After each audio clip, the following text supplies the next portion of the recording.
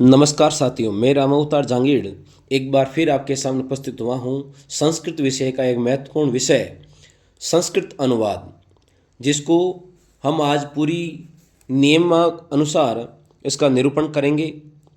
किस प्रकार से अनुवाद बनाते हैं, किन किन विभक्तियों का, किस प्रकार से विशेषणों का आदि का विशेष प्रकार से हम आज विस्तृत विवेचना करेंगे। तो चलते हैं अपने टॉपिक की ओर। अनुवाद के लिए चार चीज़ों का विशेष ध्यान रखना पड़ेगा: कर्ता व क्रिया, कारक व विभक्ति, विशेषण व विशेष्य, लकार व काल। ये चार टॉपिक जो है, जैसे कर्ता और क्रिया में कर्ता जिस पुरुष व वचन का होगा, क्रिया भी उसी पुरुष व वचन की होगी। कारक विभक्ति, कारक के अनुसार उचित विभक्ति का प्रयोग करना होता है, यानी कर्ता ने कर्म को कर्ण से के द्वारा, इस प्रकार से जो कारक है और कारक चिन्ह है। विशेषण विशेष्य में विशेष्य जिस लिंग वचन विभक्ति का होता है, विशेषण भी उसी लिंग विभक्ति का होगा। लकार काल, क्रिया के अनुसार उचित लकार के धातु रूपों का प्रयोग करना। तो इस प्रकार से चार विशेष बातें हमें ध्यान रखनी पड़ती हैं अनुवाद करते समय। तो चलते हैं, अपना आज का शुरू करते हैं उदाहरणों के माध्यम से।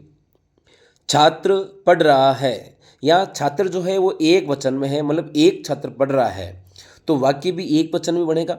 छात्रः पठति, छात्र पढ़ता है।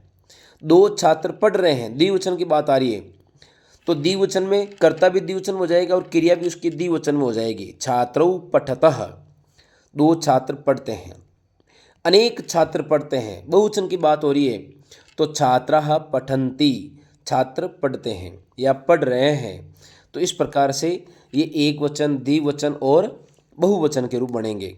अध्यापक पुस्तक पढ़ा रहा है, अध्यापक पुस्तक पढ़ा रहा है। अध्यापकः पुस्तकं पाठयति, अध्यापक पुस्तक को पढ़ाता है।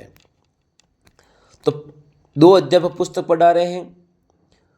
अध्यापकौ पुस्तकं पाठयतः, दो अध्यापक पुस्तक पढ़ा रहे हैं, तो ये द्विवचन में हो जाएगा। और बहुत सारे या अनेक अध्यापक पुस्तक पढ़ा रहे हैं, तो इसका हो जाएगा अध्यापकाः पुस्तकं पाठयन्ति। बहुत सारे अध्यापक या अनेक अध्यापक पुस्तक पढ़ाते हैं। उदाहरण जैसे बकरी घास चर रही है, बकरी एक वचन में है, क्या चर रही है कि घास, तो घास बहुवचन का बोध करवाती। अजः तृणानि चरति, दो धनी व्यक्ति वस्त्र दान कर रहे हैं, दो धनी व्यक्ति वस्त्र दान कर रहे हैं। क्या कर रहे हैं कि वस्त्र दान कर रहे हैं। तो धनिको, दो व्यक्ति आ गए, तो धनिको वस्त्र दानम कुरुतः, दो धनी व्यक्ति यानी धनिको वस्त्र दानम क्या करते हैं कि वस्त्र दान करते हैं, तो कर्म हो जाएगा ये। वे सब विद्यालय जा रहे हैं, ते विद्यालयम गच्छन्ति, वे सब विद्यालय जाते हैं, तो कर्ता के अनुसार क्रिया लग जाती है। तुम पाठ याद कर रहे हो, त्वं पाठम स्मरसि, तो कर्ता अगर मध्यम पुरुष एक वचन है, तो क्रिया भी उसकी मध्यम पुरुष एक वचन आएगी। तुम दोनों क्या कर रहे हो।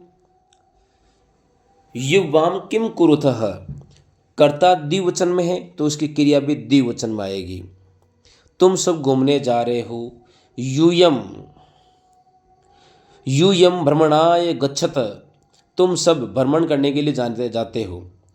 दो बैलों ने भार ढोया, दो बैल आया, द्विवचन की बात हो रही है यहाँ पे, तो दो बैल वृषभो भारम अवहताम, अहवताम यानी कि क्रिया द्विवचन में है, कर्ता भी द्विवचन में है। लड़कियों ने कपड़े खरीदे। बालिकाः वस्त्राणि अकीर्णन्, हमने फिल्म देखी। वयम चलचित्रम अपश्याम,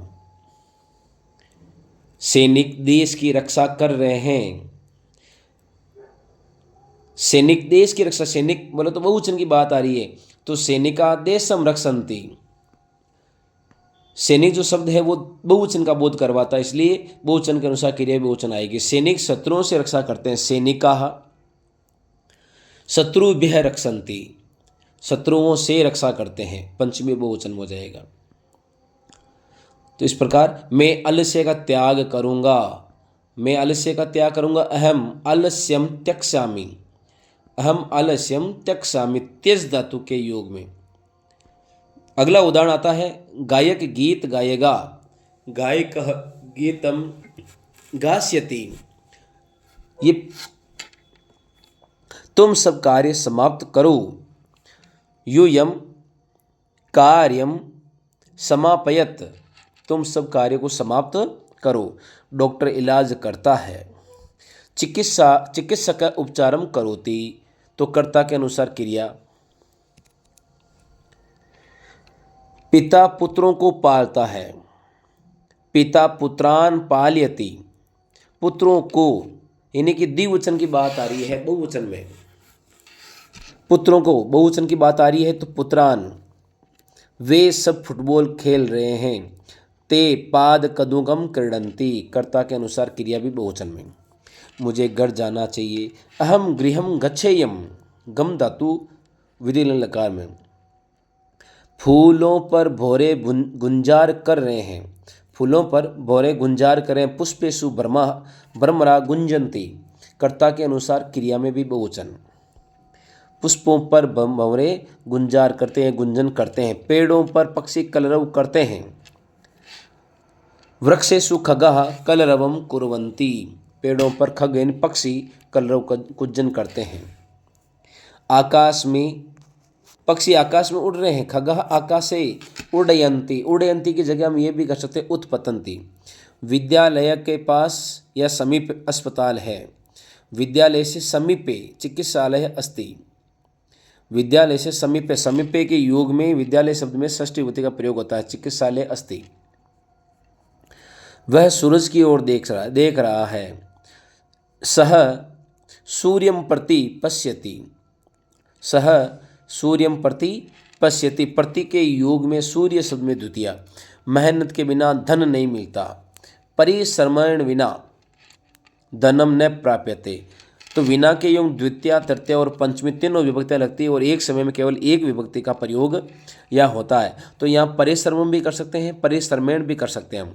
अगर आपको हमारा YouTube चैनल अच्छा लगा, वीडियो अच्छा लगा तो चैनल को लाइक शेयर सब्सक्राइब जरूर करें। धन्यवाद।